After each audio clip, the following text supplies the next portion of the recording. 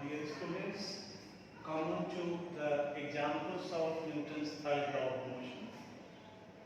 There are several examples of Newton's third law of motion. Some of them I have written here.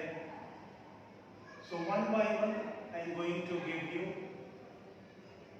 Number one is a cricket player catching a ball and pulls his arms back. What is the actually real meaning of that? अगर कोई cricket player किसी catch को लेता है तो वो एक force लगाता है बॉल के ऊपर और बॉल भी उसके ऊपर एक फोर्स लगाता है। इसको आप नहीं भूलेंगे क्योंकि ये Newton's third law of motion का एग्जाम्पल है। तो एक्शन और रिएक्शन पेयर आपको देना पड़ेगा। अगर वो हाथ को पीछे की ओर करता है तो वो छोटा force, smaller force as a action के लिए वो बॉल के ऊपर लगाता है। Just in the return of that ball भी उसके आर्म पर, उसके हाथ पर एक रिएक्शन फोर्स लगाता है और इस तरह वो कैच लेता है।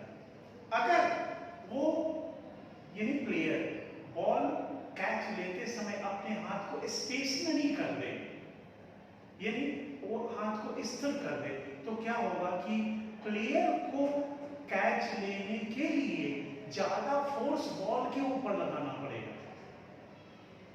और जस्ट न्यूटन्स थर्ड लॉ के अनुसार जब प्लेयर बॉल के ऊपर ज्यादा फोर्स लगाएगा तो with action reaction pair ball भी प्लेयर के हाथ के ऊपर ज्यादा फोर्स लगाएगा और हो सकता है कि हाथ हर्ट कर जाए। डियर स्टूडेंट्स, ये एग्जाम्पल मैंने 1 नंबर में दिया है और मैं इस चीज को याद दिलाना चाहता हूं कि मैंने कहा था Newton second law of motion के समय कि बॉल को कैच लेते वक्त हाथ को स्टेशनरी करना और बॉल को कैच लेते वक्त हाथ को पीछे करना ये क्यों प्रॉफिटेबल है। ये एक example Newton second law of motion का भी है और ये example third law of motion का भी है। मैं आपको एक रिक्वेस्ट करता हूं, गुजारिश करता हूं कि जब थर्ड लॉ मिले तो थर्ड लॉ में आप काइंडली एक्शन रिएक्शन पेयर को दिखाने की कोशिश करना और अगर सेकेंड लॉ की वो कहे इसको डील करने के लिए तो उसमें सिर्फ टाइम को बढ़ाना, टाइम को देकर के मोमेंटम के बारे में डील कर देना, ना कि second and reaction, reaction action and reaction pair को डील करना, ये मत करना। तो मैंने फर्स्ट एग्जाम्पल को इसीलिए लिखा भी है कि ये एग्जाम्पल दोनों लॉ के लिए सिमिलर रूप से पूछा जा सकता है। तो फिर आप कंफ्यूज कहीं करोगे, काइंडली यहां कंफ्यूज करने की कोशिश नहीं करना। थर्ड लॉ अगर पूछे के आधार पर तो एक्शन रिएक्शन पेयर के आधार पर आप डील कर देना। सेकेंड लॉ में अगर एग्जाम्पल पूछे तो इस एग्जाम्पल को आप मोमेंटम के आधार पर दे देना कि मोमेंटम ज्यादा कब और चेंजिंग मोमेंटम जो होगा वो कैसे होगा। चलो अब सेकेंड एग्जाम्पल के ओर to start walking push the ground in the backward direction with feet. देखो मैंने एक लाइन इस एग्जाम्पल का लिया है, डीलिंग मेरे हाथ में है, समझना आपको है। और ये है कि अगर आप चलते हो, ग्राउंड पर वॉक करते हो तो फिर ग्राउंड पर वॉक कैसे करते हो, इसमें Newton third law of motion का क्या काम है। आप ग्राउंड पर चलते हो तो क्या ये होता है कि ग्राउंड को आप पुश करते हो, आप अपने पैर से बैकवर्ड डायरेक्शन की ओर, बैकवर्ड। अगर ये एक्शन को मान लो तो विद द रिएक्शन क्या होगा कि ग्राउंड जो होगा आपके पैर पर इक्वल एंड अपोजिट फोर्स देगा इन द फॉरवर्ड डायरेक्शन और आप आगे की ओर बढ़ोगे। ये थर्ड लॉ ऑफ मोशन का एग्जांपल हो गया, इसमें कहीं पर प्रॉब्लम नहीं है। थर्ड में आ जाओ, थर्ड एग्जांपल में हो, देखो when you jump out of the boat, jump out from the boat to the shore, the boat moves backwards. Jump out from, आप यहाँ लिख दो, from the boat to the shore the boat moves backwards. ऐसा क्यों होता है? जब आप नाव से चलते हो और जब किनारा नजदीक आता है तो आप जंप करते हो तो आप किनारे पर आते हो, लेकिन उसके साथ साथ एक और चीज होता है, बोट 2-3 फीट या यूं कहो 1 और 2 स्टेप्स पीछे की ओर आता है। ऐसा क्यों होता है?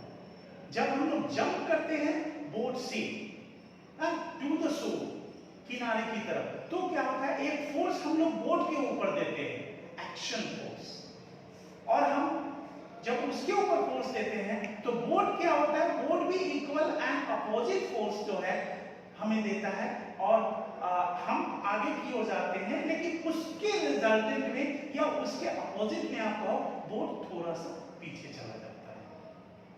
ये तीसरा एग्जांपल है।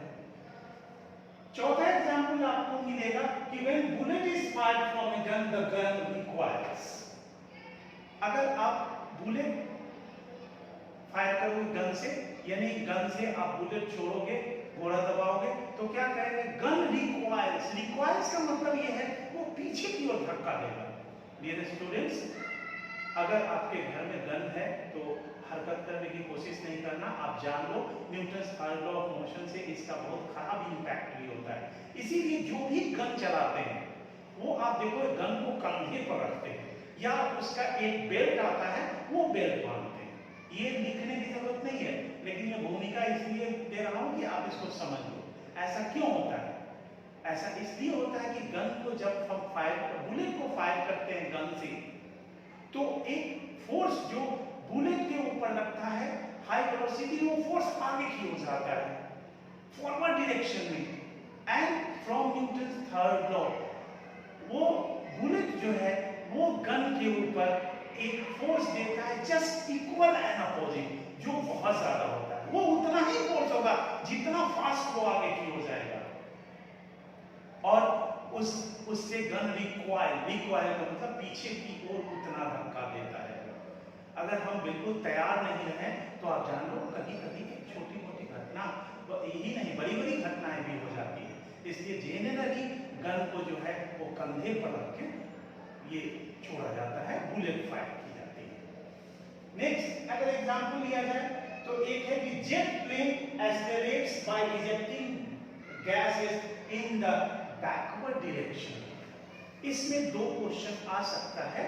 आप जेट प्लेन की भी बात कर लो, हाँ, या आप जेट प्लेन के अलावा जो है आप दूसरे प्लेन की भी बात आप कर सकते हो कि जेट प्लेन में जो है वो क्यों होता है कि वो एक्सेलरेट करता है आगे की ओर, लेकिन गैस जो होता है वो पीछे की ओर जाता है। तो ऐसा इसलिए होता है कि जो इजेक्टिंग गैसेस है इन द बैकवर्ड डायरेक्शन, एक फोर्स जो लगता है वो गैस पर लगता है, और गैस जो है जितना फोर्स से वो बैकवर्ड निकलेगा वो गैस उतना ज्यादा as a reaction jet plane को आगे की ओर धक्का देगा, यानी प्लेन जो होगा आगे की ओर एक्सेलरेट करेगा। डियर स्टूडेंट्स, हमने जितने अभी एक एग्जांपल बचा हुआ है, हमने जितने एग्जांपल्स दिए हैं, इस एग्जांपल्स में सबसे इंपॉर्टेंट बात यह है कि हमने एक्शन और रिएक्शन पेयर को फोकस किया है। अगर आप इस तरह लिखोगे तो इतना ही काफी है कि आपका मार्क्स आपकी जोड़ी में मिल जाएगा। लगता है एक और एग्जांपल्स बचा हुआ है। In a tug of war the person pushes the ground in the forward direction. Tug of war आप देखे हो, एक छोटा सा गेम है कि दो टीम जो होती है वो मोटे रस्से को खींचती है, एक उसका जो मिडिल पॉइंट होता है वो विनिंग पॉइंट होता है, वहां रेफरी रहते हैं और दोनों से टीम जो उसको खींचती है। तो ये जानते हो कि जो उस पॉइंट से अपनी ओर ज्यादा चला जाता है तो वो विनर होता है। खैर ये सब लिखने की जरूरत नहीं है, ये इस गेम में होता है। अब इस टग ऑफ वॉर में एक्चुअली होता क्या है, ये Newton's third law of motion का एग्जांपल अगर बनता है तो हम इसको कैसे रिप्रेजेंट करेंगे on the paper. Tug of war में जो ईच प्लेयर होता है अपनी अपनी टीम का, वो एक फोर्स लगाता है ग्राउंड पर फॉरवर्ड डायरेक्शन में, आगे की ओर पैर से फोर्स लगाता है। आपको लगता होगा कि हम तो पीछे की ओर खींच रहे हैं, ऐसा बोल रहे हैं आगे की ओर फोर्स लगता है, ऐसा होता है कि आप जो फोर्स लगाते हो हमेशा आगे की ओर ही होता है, आप बिलीव करो। और ग्राउंड जो है एज अ रिएक्शन फोर्स आपको पीछे की ओर जो है वो उतना रिजल्टेंट फोर्स को देता है। अब एक बात मैं इसको बता रहा हूं, उसको लिखना मत। अब दोनों टीम में जिसका रिजल्टेंट फोर्स ज्यादा हो जाएगा वो खींच लेगा, वो तो विनर और लूजर की कहानी है। लेकिन जब तक ग्राउंड पर आप फॉरवर्ड फोर्स नहीं दोगे फॉरवर्ड डायरेक्शन में एज ए एक्शन फोर्स, तब तक ग्राउंड आपको वहां पर रेसिस्ट करने के लिए यानी टग ऑफ वॉर में वॉर ये रोप को खींचने के लिए जो है आपको बैकवर्ड डायरेक्शन का फोर्स नहीं दे पाएगा। तो ये कुछ एग्जांपल्स थे। अब इस एग्जांपल्स के बाद एक बहुत इंपॉर्टेंट एक टॉपिक बचा हुआ है और वो है acceleration produced by action and reaction pair. बहुत इंपॉर्टेंट टॉपिक है, इस टॉपिक को ध्यान से आप सुन लो कि एक्शन और रिएक्शन पेयर के द्वारा जो एक्सेलरेशन होता है वो कैसा होता है, किस किस चीजों पर डिपेंड करता है। अब तक हमने पढ़ा है Newton's third law of motion को का कि every action is equal and opposite reaction, या इसको थोड़ा लंबा करोगे तो when two bodies impact interacts each other, so force exerted by one is equal to the force exerted by two and the direction is just opposite. Question ये उठता है कि जब एक्शन और रिएक्शन पेयर बिल्कुल इक्वल है, ये force हमारा इक्वल है, तो एक्सेलरेशन पर इसका क्या इफेक्ट पड़ता है? क्यों एक्सेलरेशन इक्वल नहीं होता है? ये जो एग्जांपल है अर्थ और स्टोन का, कि स्टोन को कुछ हाइट से जब हम नीचे की ओर गिराते हैं तो ये अर्थ की ओर आता है, ये हम सब ध्यान से देख लेते हैं, एक्सेलरेशन हम बड़ी आसानी से देखते हैं। लेकिन अगर इसी के उल्टा बात को सोचिए कि अर्थ क्यों नहीं स्टोन की ओर खींचता है, इसको हम देखते नहीं है, ऐसा क्यों होता है? जबकि Newton's third law of motion बिल्कुल सही है, एक्शन रिएक्शन पेयर बिल्कुल इक्वल है। अगर ये नहीं होगा तो Newton's third law of motion यहाँ गलत हो जाएगा, जबकि Newton's third law of motion गलत नहीं है। क्वेश्चन ये उठता है कि जो ये एक्सेलरेशन होता है ये किस पर डिपेंड करता है? तो एक्सेलरेशन निश्चित तौर पर डिपेंड करता है मास के ऊपर। जो बॉडी, जिस बॉडी का मास ज्यादा होगा उसका एक्सेलरेशन कम होगा, या जो दो बॉडी के बीच में अगर मास का गैप या मास बहुत ज्यादा होगा एक का, तो उसका एक्सेलरेशन ऑलमोस्ट नेग्लिजिबल होगा। फिजिक्स में नेग्लिजिबल वर्ड यूज करिएगा, जीरो मत यूज कीजिएगा, क्योंकि जीरो अगर आप लिख दोगे तो आंसर आपका गलत हो जाएगा, तब वहां पर एक्शन रिएक्शन पेयर फेल कर जाएगा। क्योंकि एक्शन रिएक्शन पेयर को इक्वल करने के लिए एक्सेलरेशन को हम जो है नेग्लिजिबल करते हैं। तो अर्थ अगर स्टोन को खींचता है हम सब देखते हैं एज ए रिएक्शन, अगर वो एक्शन है तो रिएक्शन क्या होगा कि स्टोन भी अर्थ को खींचेगा उतने ही फोर्स से, लेकिन उसका एक्सेलरेशन हम देखते नहीं है। अर्थ स्टोन को जो खींचता है उसका एक्सेलरेशन आप ग्रेविटेशन में निकालोगे, हम सबको पढ़ना है, 9.8 मीटर पर सेकेंड स्क्वायर आएगा।